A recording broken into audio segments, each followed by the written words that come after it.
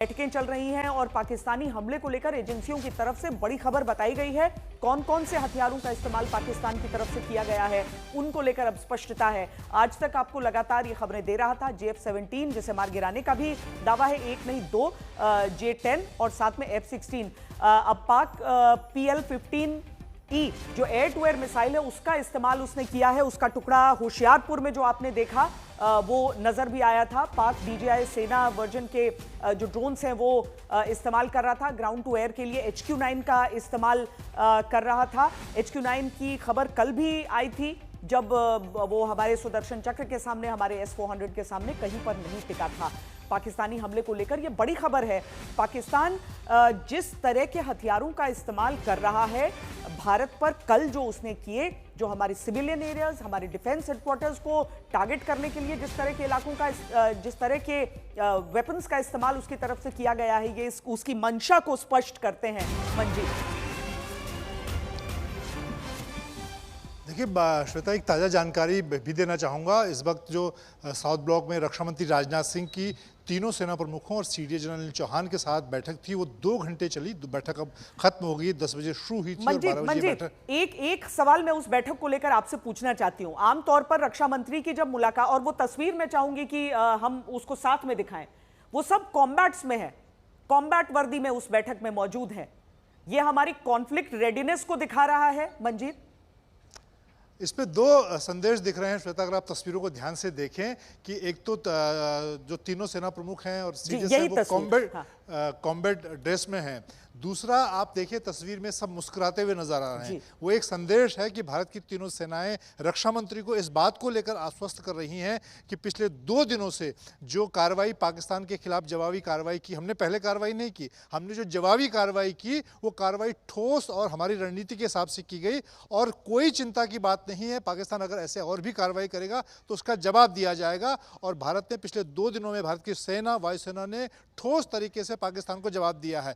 Combat dress में बैठने का मतलब ये है साउथ ब्लॉक में कि न सिर्फ ग्राउंड पे हमारे जो जवान, एयरमैन, सेलर से लेकर अधिकारी जो ग्राउंड पर ऑपरेशन को अंजाम दे रहे हैं, बल्कि साउथ ब्लॉक में जो हमारा मुख्यालय है सेना का, वहाँ पर जो हमारे कमांडर बैठे हैं वो भी 24 घंटे रेडी हैं, ग्राउंड से लेकर साउथ ब्लॉक तक ऑपरेशन को मॉनिटर कर रहे हैं। और जो रक्षा मंत्री और तीनों सेना प्रमुख, रक्षा सचिव RK Singh, CDS general Chauhan मुस्कुरा कर ये फोटो खिंचवाने का मतलब ये है कि हमने पाकिस्तान के खिलाफ जो प्रोफेशनल तरीके से हमारी आर्मी ने ऑपरेशन किए हैं वो सक्सेस रहे हैं। और हम देशवासियों को ये आश्वस्त करना चाहते हैं कि चिंता की कोई बात नहीं है।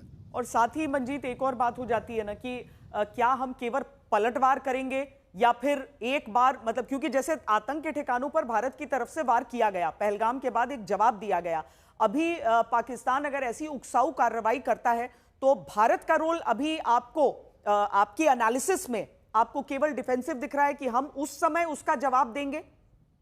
बिल्कुल नहीं श्वेता, डिफेंसिव तो पाकिस्तान की कार्रवाई पे हम हैं, लेकिन ऑफेंसिव ऑपरेशन, क्योंकि अभी सरकार ने इस बात को साफ किया है कि ऑपरेशन सिंदूर अभी जारी है और हमारे पास जो 21 आतंकी ठिकानों की जो एक्टिव ठिकाने हैं, ऐसे तो पाकिस्तान में 40 से ज़्यादा आतंकी कैंप हैं, ट्रेनिंग कैंप हैं, उनके लॉन्च पैड हैं, लेकिन इफेक्टिव जो कैंप जहाँ पर लगातार लश्कर और जैश के आतंकी भारत में आतंकी गतिविधियाँ फैला रहे हैं, उसके अलावा बहावलपुर आतंकी अड्डा और मुरीद के दोनों लश्कर के जो मुख्यालय नेस्तनाबूद होने के बावजूद उनकी जो लीडरशिप है वो भी अभी जीवित है। हाफिज सईद जिंदा है, मसूद अजहर जिंदा है, उनके नंबर 2 जिंदा है। तो हमारी कार्रवाई तब तक खत्म नहीं होगी और उनके खिलाफ ऑफेंसिव एक्शन जरूर होंगे। इसमें देशवासियों को और प्रधानमंत्री नरेंद्र मोदी ने लगातार चीज़ों को क्लियर किया। आपने देखा अभी तक प्रधानमंत्री नरेंद्र मोदी ने, जो कि इस पूरे ऑपरेशन के सुप्रीम कमांडर हैं, मैंने कल एक स्टोरी आज तक पर की थी कि किस तरह से इस पूरे ऑपरेशन को अगर आप देखें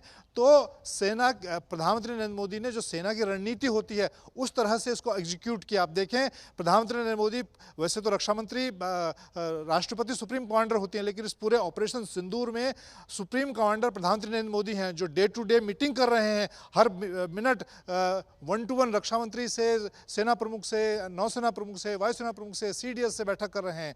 उनके बाद इसके जो प्लानर हैं वो NSAG डोभाल हैं, जो लगातार पूरी प्लानिंग रॉ के साथ मिलकर इसकी प्लानिंग और इसका अपडेट नरेंद्र मोदी को दे रहे हैं, और इसका एग्जीक्यूशन जो कर रहे हैं वो तीनों सेना प्रमुख कर रहे हैं। हमारे सीडीएस जनरल चौहान कमांडर के साथ मिलकर इसका एग्जीक्यूशन कर रहे हैं। और इसका एक और महत्वपूर्ण बात है, हमारी जो आउटरीच और कम्युनिकेशन है उसकी जिम्मेदारी विदेश मंत्रालय में विक्रम मिश्री ने संभाली है। आपने देखा पूरा ऑपरेशन, अगर आप